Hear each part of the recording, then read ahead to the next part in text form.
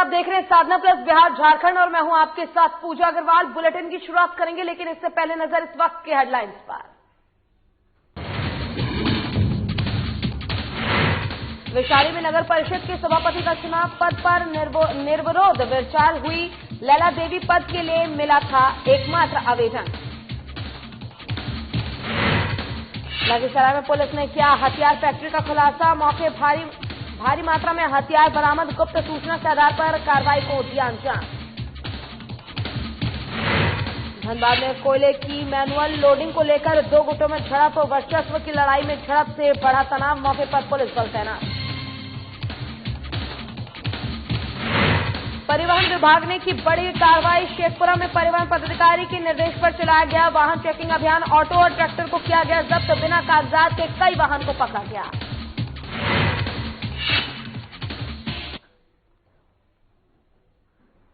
चलिए बुलेटिन की शुरुआत करेंगे इस वक्त की बड़ी खबर के साथ। आपको बता दें कि पतरातू से इस वक्त की बड़ी खबर आ रही है, जहां घाटी में नलकारी पुल के समीप भीषण सड़क हादसा हो गया है। अज्ञात हाईवा ने मोटरसाइकिल सवार को टक्कर मार दी है। पिठोरिया निवासी दोनों मोटरसाइकिल सवार गंभीर रूप से घायल हो गए। दोनों घायलों को बेहतर इलाज के लिए रिम्स भेज दिया गया है। ये बड़ी खबर पतरातू घाटी से, जहां नलकारी पुल के समीप भीषण सड़क हादसा हुआ है। अज्ञात हाईवा ने मोटरसाइकिल को टक्कर मार दी, जिसमें कि दो लोग बुरी तरह से गंभीर रूप से घायल हो गए हैं, जिसे इलाज के लिए रांची के रिम्स अस्पताल भेज दिया गया है, जहां उनका इलाज चल रहा है, उपचार चल रहा है। और बता दें कि अज्ञात हाईवा ने मोटरसाइकिल को टक्कर मार दी, जिस दौरान दो लोग बुरी तरह से घायल हो गए। दोनों घायलों को बेहतर इलाज के लिए रांची के रिम्स भेज दिया गया है। ये बड़ी खबर पतरातू से, जहां नलकारी पुल के समीप भीषण सड़क हादसा हुआ। अज्ञात हाईवा ने मोटरसाइकिल को टक्कर मार दी। पिठोरिया निवासी दोनों मोटरसाइकिल सवार गंभीर रूप से घायल हो गए और ऐसे में दोनों घायलों को बेहतर इलाज के लिए रिम्स भेज दिया गया है। और इसी पर अधिक जानकारी के लिए पतरातू से हमारे संवाददाता विकास पाठक हमारे साथ फोन लाइन पर जुड़ गए हैं। विकास, सबसे पहले तो आपसे जानना चाहेंगे कि आखिर पूरा मामला क्या है? मैं आपको बता दूं कि पतरातू घाटी के पास एक नलकारी पुल है, जहाँ पे पतरातू का सीमा अंत होता है और उधर से पिठोरिया का सीमा, रांची डिस्ट्रिक्ट का सीमा चालू होता है। उसी जगह पे दो बाइक सवार आ रहे थे पिठोरिया की ओर से, और उसी में किसी अज्ञात वाहन में चोट धक्का मारते हुए गाड़ी आगे निकल गई और वो गाड़ी अपनी जगह से वहां से चली गई, जिसे पकड़ा नहीं जा सका। और ये दोनों जो घायल व्यक्ति हैं ये पिठोरिया निवासी हैं और दोनों को काफी गंभीर चोटें आई हैं और उनको बेहतर इलाज के लिए फिलहाल रेफर कर दिया गया रांची में। जी बिल्कुल विकास, ऐसे में ये भी जानना चाहेंगे आपसे कि जिस अज्ञात हाईवा से टक्कर लगी है मोटरसाइकिल को, तो क्या उसके चालक को गिरफ्तार किया है पुलिस ने? आगे क्या कुछ कार्रवाई की जा रही है इस मामले को लेकर? मैं बता दूं कि वो जो अज्ञात हाईवा चालक था वो भागने में कामयाब हो गया, उसे पकड़ा नहीं जा सका, लेकिन अभी इसकी छानबीन चल रही है। जो वहाँ प्रत्यक्षदर्शी हैं उनसे भी पूछताछ की जा रही है, नंबर लिए जा रहे हैं गाड़ी के, और पुलिस अपने काम में लगी हुई है। जी, फिलहाल जिन दो मोटरसाइकिल सवारों को जो गंभीर रूप से घायल हो गए थे, उन्हें अस्पताल में भर्ती किया गया है। फिलहाल उनकी क्या स्थिति है, क्या कुछ जानकारी मिल पा रही है? उनकी स्थिति को लेकर आपसे जानना चाहेंगे। हाँ, अभी वो रिकवर कर रहे हैं। ज्यादा उनको गंभीर चोटें तो आई हैं, लेकिन डॉक्टर्स का कहना है कि ये ठीक हो जाएंगे और अभी उनका बेहतर इलाज के लिए रांची का जो रिम्स हॉस्पिटल है वहीं इलाज है और अभी उनकी स्थिति में सुधार है, स्थिर है अभी उनकी स्थिति, और डॉक्टर कह रहे हैं कि अभी इनकी स्थिति में सुधार। विकास, जिस प्रकार से आपने बताया है कि ये जो भीषण सड़क हादसा हुआ है, इसमें दो लोग गंभीर रूप से घायल हो गए, दोनों को इलाज के लिए अस्पताल में भर्ती करा दिया गया है। और आपका बहुत बहुत शुक्रिया तमाम जानकारी के लिए। चलिए रुक करेंगे खबरों की ओर। बिहार में 50 से अधिक उम्र वाले सरकारी कर्मचारी से लेकर अधिकारियों को परफॉर्मेंस और व्यवहार पर अब ध्यान देना होगा। बिहार सरकार के गृह विभाग ने इसे देखने के लिए समिति बना दी है। बता दें कि इस समिति की अनुशंसा पर जून से जबरन रिटायरमेंट शुरू हो जाएगा। गृह विभाग से शुरुआत के बाद अब अन्य विभागों में भी अगले महीने समिति बनने लगेगी। फिलहाल गृह विभाग के तहत काम करने वाले अफसरों से लेकर पुलिस के सिपाही तक के लिए आदेश आ चुके हैं और 23 जुलाई 2020 को बिहार सरकार ने इस निर्णय का संकल्प पत्र जारी किया था। अब इसे एक एक कर लागू किया जाएगा। इस पर जेडीयू नेता नीरज कुमार ने कहा है कि ये तुगलकी फरमान तब होता जब बिहार सर्विस कोड हम लोग बनाते। विपक्ष बेवजह इस मामले को तूल दे रहा है। तो आखिर इस पर परेशानी पूरी तरीके से भाई तुगलकी फरमान तब होता ना जब बिहार सर्विस कोड हम बनाते। ये चीख पो जो मचा रहे हैं लोग, उनको यह बताना चाहिए कि बिहार सर्विस कोड का निर्माण किसने किया और बिहार सर्विस कोड के प्रावधान के तहत जिनकी दक्षता पर सवाल है, जिनका जो आचार है वो सेवा में बनाए रखना न्याय संगत नहीं है, पब्लिक इंटरेस्ट में नहीं हो, इस संबंध में एक कमेटी बनाई गई है और उस कमेटी के तयशुदा प्रावधान होंगे। उस प्रावधान के तहत अपनी बात कहने का अधिकार होगा। और 50 साल के रिटायरमेंट मामले पर हम प्रवक्ता डॉक्टर दानिश रिजवान ने बयान दिया है। उन्होंने कहा है कि विपक्ष भ्रम फैला रही है, सूबे में वैकेंसी निकल रही है, तेजस्वी यादव जी भी आवेदन दे और योग्य होने तो उन्हें भी नौकरी मिल जाएगी।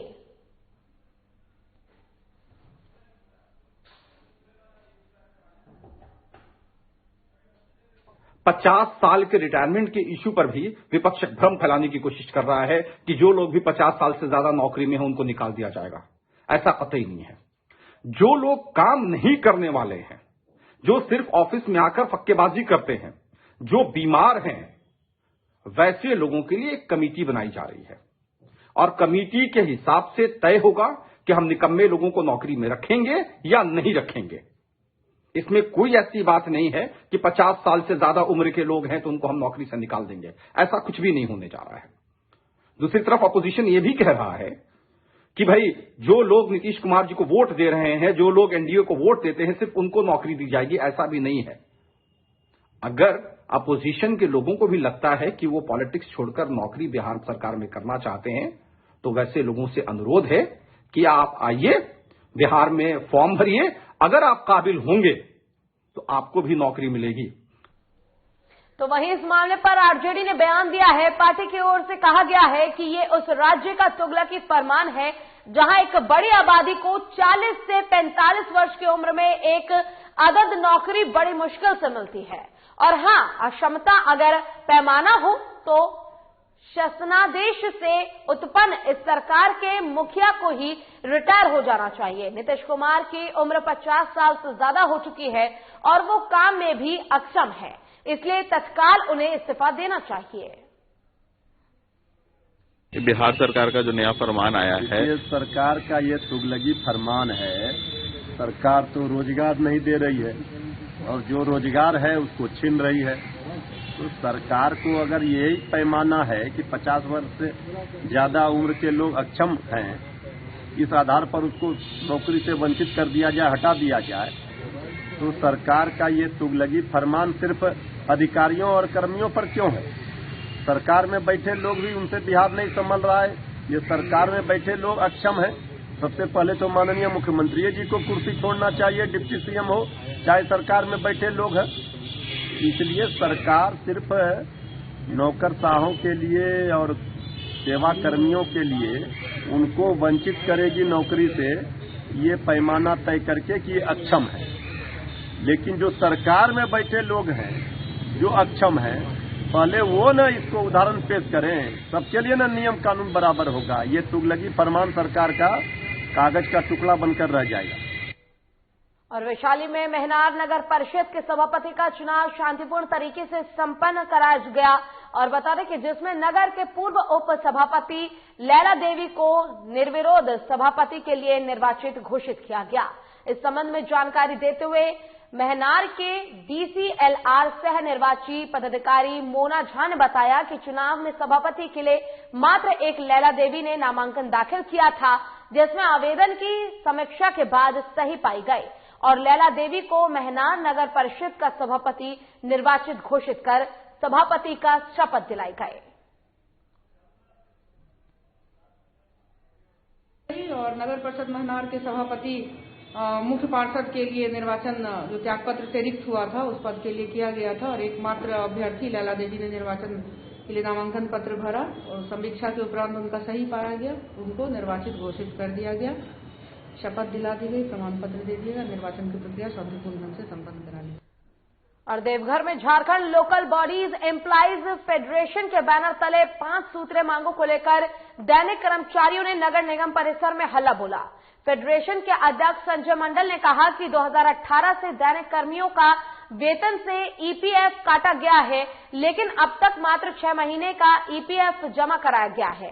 दैनिक कर्मचारियों के भविष्य के साथ खिलवाड़ किया जा रहा है। सेवानिवृत्त, मृत, नियमित और कर्मचारियों का 30% एरियर 3 वर्षों से बकाया भुगतान की मांग की गई। 2020 से चालकों का वेतन बढ़ोतरी होने के बाद नहीं दिया जा रहा है।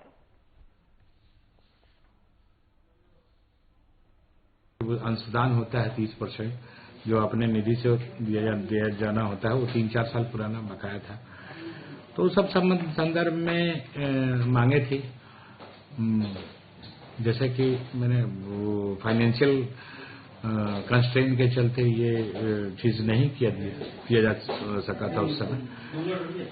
तो ये पुरानी मांगे थी और हम लोगों ने तत्काल जो है जो 30% एरियर का था, जो निगम के अंशदान से दिया जाना था, उसका 50% राशि आज भुगतान कर दिया है। इस 5 सूत्री मांग में जो हम लोग का ईपीएफ बकाया था, वो ईपीएफ आज हम लोग के समक्ष 5 महीने का ईपीएफ का चेक काटा गया है। शेष जो 11 महीने का बचा है वो ये बोला है कि 1 महीने के अंदर हम वो भी आपको पूरा कर दे देंगे। एरियर जो 30% बकाया था, वो भी 30% बकाया में 50% एरियर आज हम लोग के समक्ष उसको चेक काट करके उसको भुगतान का आदेश दे दिया गया है। और हम लोग का यूनियन कार्यालय की मांग थी, तो वो भी बोला गया है कि हम विभाग से इस पर सहमति लेकर के आपको यूनियन कार्यालय भी उपलब्ध कराएंगे। और जो हम लोगों की मांग थी ड्राइवर का वेतन बढ़ोतरी का, वो भी बोला है कि ठीक है, दिसंबर माह से ये लोग का जो बढ़ाया हुआ है। और यहाँ रुकेंगे छोटे से ब्रेक के लिए, ब्रेक के बाद जल्द होंगे हाजिर।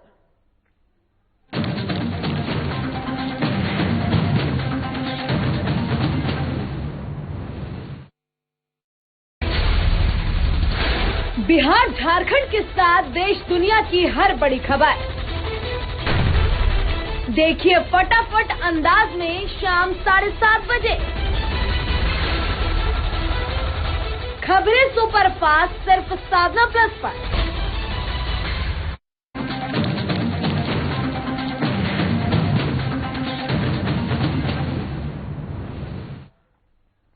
और ब्रेक के बाद एक बार फिर से स्वागत आपका। रुख करेंगे खबरों की ओर और बात करेंगे सीतामढ़ी के बथनाहा की, जहां सुरक्षित क्षेत्र से बीजेपी विधायक अनिल राम अपनी योग्यता को लेकर इन दिनों चर्चा में है। हाल ही में संपन्न विधानसभा चुनाव में सीतामढ़ी जिले में सर्वाधिक मतों से चुनाव जीतने वाले विधायक अनिल राम बीपीएससी की परीक्षा में उत्तीर्ण होकर सुर्खियां बटोर रहे हैं। साल 2017 में संपन्न बीपीएससी की परीक्षा आयोजित कराई गई थी, जिसका रिजल्ट पेंडिंग था, जो 3 दिन पहले जारी किया गया है, जिसमें विधायक ने सफलता हासिल की है। विधायक बनने से पहले बिरला इंस्टीट्यूट ऑफ टेक्नोलॉजी में सिविल इंजीनियरिंग की डिग्री लेने वाले बीजेपी विधायक अनिल राम झारखंड सरकार में डिजाइन इंजीनियर के पद पर थे। विधायक ने रिलायंस इंडस्ट्रीज में इंजीनियर के पद पर काम भी किया हुआ है। सफलता तो है ही, शुरू से हम पढ़ाई से जुड़े रहे हैं और पिताजी ने बड़े अनुशासन में रह करके हम लोगों को पढ़ाया, आगे बढ़ाया और उनके मार्गदर्शन पर हम लोग आगे बढ़े और ये सफलता भी हमने अर्जित की। लेकिन हमारा जो काम है वो समाज की सेवा का हमने लक्ष्य बनाया है। माननीय प्रधानमंत्री जी आदरणीय अटल बिहारी वाजपेयी जी हमारे आदर्श रहे हैं, उनके विचारों पर चलकर इस देश की सेवा करना ही हमारा लक्ष्य है। और कोयले के मैनुअल लोडिंग में वर्चस्व को लेकर गुरुवार को धनबाद के विश्वकर्मा प्रोजेक्ट में 2 गुटों में जमकर बवाल किया।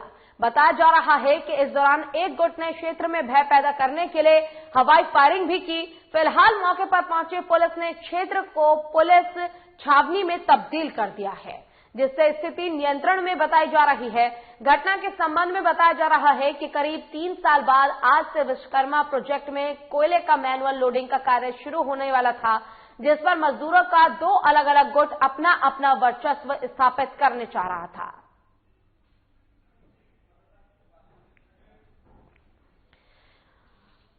और धनबाद से यह खबर, जहां कोयले के मैनुअल लोडिंग में वर्चस्व को लेकर ये इस प्रकार का हंगामा किया गया है। आपको बता दें कि विश्वकर्मा प्रोजेक्ट में 2 गुटों ने जमकर हंगामा काटा है।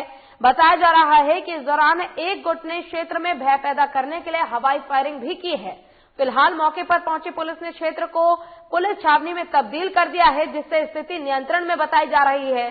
घटना के संबंध में बताया जा रहा है कि करीब 3 साल बाद आज से विश्वकर्मा प्रोजेक्ट में कोयले का मैनुअल लोडिंग का कार्य शुरू होने वाला था, जिस पर मजदूरों का 2 अलग अलग गुट अपना अपना वर्चस्व स्थापित करना चाह रहा था, जिसको लेकर एक गुट की तरफ से हवाई फायरिंग भी की गई ताकि माहौल में डर पैदा हो सके। और इसी के साथ आपको ये भी बता दें कि ये 2 अलग अलग गुटों ने, आप देख सकते हैं तस्वीरों में किस प्रकार से लेट लेट कर प्रदर्शन कर रहे हैं, हवाई फायरिंग की गई है।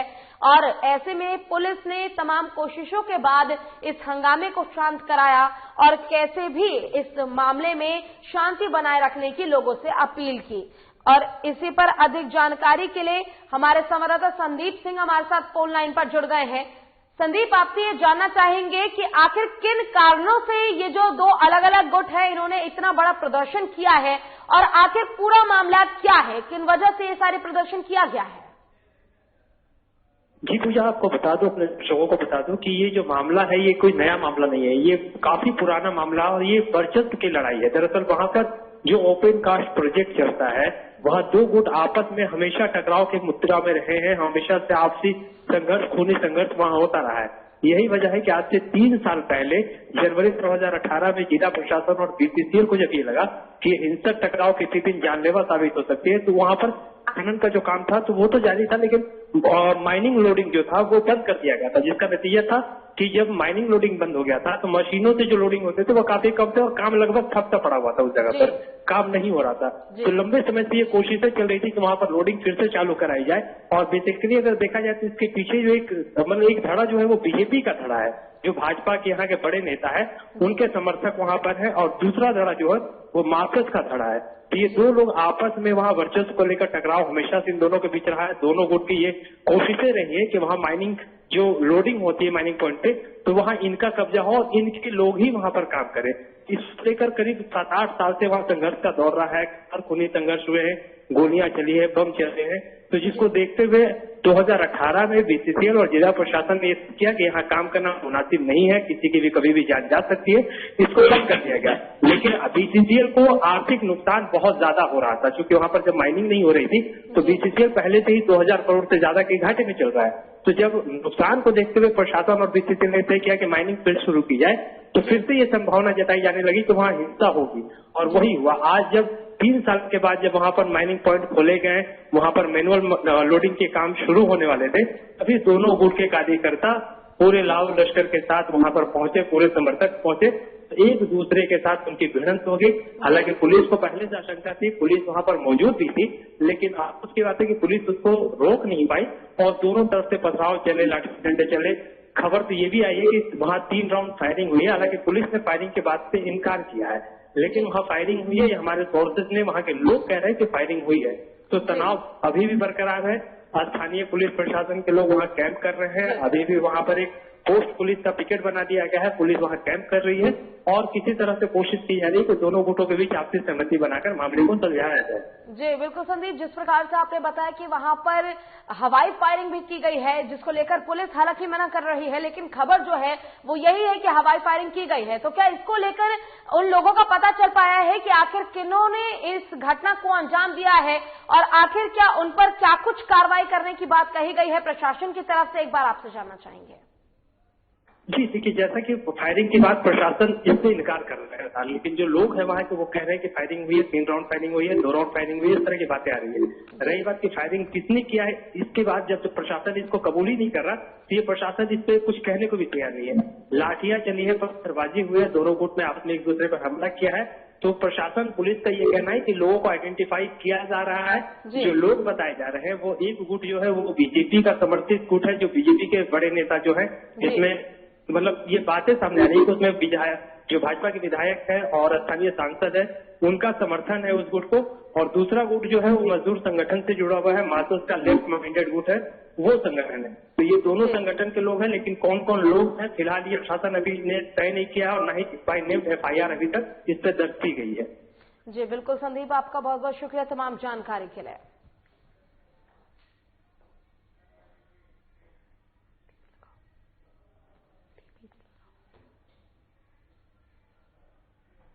और खबर सहरसा से है, जहां महिषी विधानसभा के आरजेडी के पूर्व विधायक सह मंत्री डॉक्टर अब्दुल गफूर की पहली पुण्यतिथि मनाई गई, जो कि बाईपास शिवपुरी आरजेडी कार्यालय में आरजेडी नेता डॉक्टर गौतम कृष्ण के नेतृत्व में मनाई गई। मौके पर कार्यकर्ताओं ने डॉक्टर अब्दुल गफूर के विचारधारा को याद किया और उनके बताए गए मार्गों पर चलने का संकल्प लिया। आज स्वर्गीय गफूर साहब की प्रथम पुण्यतिथि है। ये समाजवादी नेता और राजद परिवार के एक मजबूत स्तंभ पूरे बिहार के लिए थे। असमय इनका निधन राजद परिवार के लिए अपूरणीय क्षति है। आज प्रथम पुण्यतिथि के अवसर पर महिषी के प्रधान कार्यालय सहरसा शिवपुरी में हम सभी, आप देख सकते हैं, सभी आदमी आए हुए हैं और पुण्यतिथि को मना रहे हैं और इनके चरणों में अपनी श्रद्धा सुमन व्यक्त करते हैं। एक सच्चे समाजवादी, समाज के सभी वर्गों को साथ लेकर के चलते थे। आज समाज में इनकी एक कमी सी महसूस की जा रही है। खबर बख्तियारपुर से है, जहां प्राथमिक स्वास्थ्य केंद्र परिसर में स्वतंत्रता सेनानी पंडित शिलभद्र की 25वीं पुण्यतिथि मनाई गई, जिसमें अधिकारियों ने स्वतंत्रता सेनानी को याद किया, साथ ही देश की एकता, अखंडता और रक्षा करने का संकल्प लिया। इस मौके पर स्वतंत्रता सेनानी उत्तराधिकारी संगठन के प्रदेश अध्यक्ष चैतुनंद और याजी और श्यामानंद रामानंद शर्मा समेत दर्जनों लोग मौजूद रहे।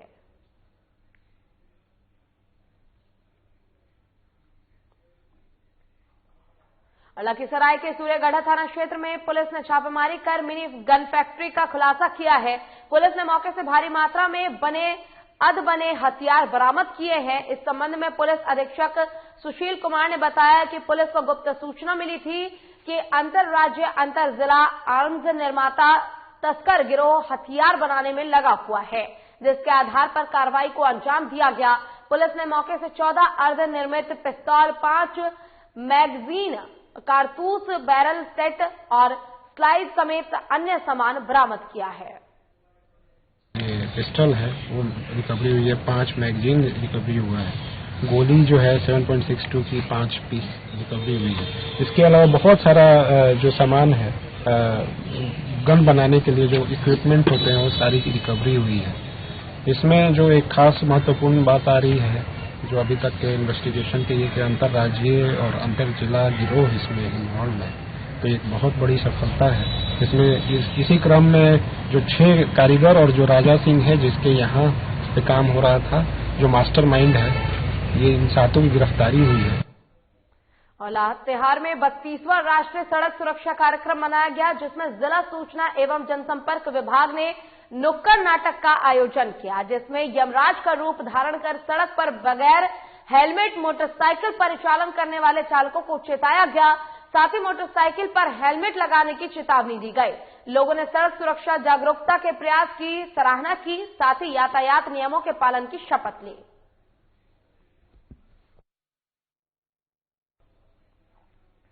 और समस्तीपुर के अंगार घाट थाना पर कुरियर व्यवसायी की बरामदगी की मांग को लेकर धरना दिया गया। धरना में शामिल बीजेपी नेता रुमान अहमद साबरी सहित अन्य नेताओं और ग्रामीणों ने पुलिस की कार्यशैली पर सवाल उठाया और अपहृत व्यवसायी की बरामदगी के साथ साथ दोषियों को गिरफ्तार करने की मांग की गई। साथ ही क्षेत्र में बिगड़ती विधि व्यवस्था को दुरुस्त करने की भी मांग की गई। आपको बता दें कि दिल्ली में रहकर कुरियर का व्यवसाय करने वाला दीपक राय 14 दिसंबर से लापता है, लेकिन उसका अब तक कोई पता नहीं चल पाया है।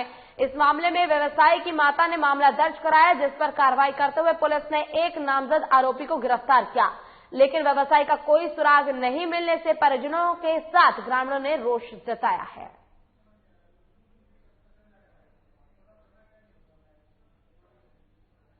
जान रहे हैं एक व्यक्ति है जो पारिवारिक उनका विवाद अपनी पत्नी से और उनके ससुराल वालों से चल रहा था। उनका नाम दीपक है। इस संबंध में अंगारघाट थाना कांड संख्या 100/20 दर्ज किया गया था, जिसमें उन्होंने अपने परिवार के ससुराल के लोगों पे और अपनी पत्नी पे आरोप लगाया था और अंतिम बार उनको अपने ससुराल जाते हुए देखा गया था। उसके बाद से वो लापता है। इसको लेकर विशेष टीम का गठन किया गया था। इस संबंध में उनके ससुराल पक्ष से एक व्यक्ति को गिरफ्तार कर जेल भेजा गया है। लातेहार के बालूमाथ और चंदवा थाना क्षेत्र में वन विभाग ने बड़ी कार्रवाई की है, जिसमें वन विभाग ने सिरम भगीय वन क्षेत्र से कोयला लोड ट्रैक्टर पकड़ा है।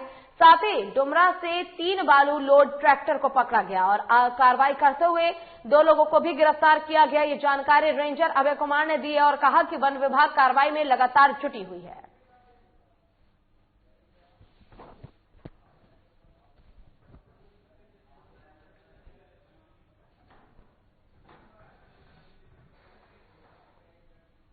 अगली खबर सुपौल से है, जहां किशनपुर के वार्ड नंबर 9 में एक मुशायरे कार्यक्रम का आयोजन किया गया, जिसमें सुपौल, सहरसा और मधेपुरा से काफी संख्या में लोगों ने हिस्सा लिया। वहीं पैगाम ए इंसानियत कार्यक्रम की अध्यक्षता केयर अली राणा ने की है। कार्यक्रम में बिहार और यूपी के अनेक जाने माने शायर शामिल हुए और कार्यक्रम में बिहार के नामचीन शायर शंकर कैमूर ने अपने अंदाज में अपनी शायरी से समा बांधा। वहीं यूपी से आए शायर दिलकश खैराबादी, परवेज कोशर, माहिर भारती ने अपने शायरी से मुशायरे कार्यक्रम में 4 चांद लगा दिया।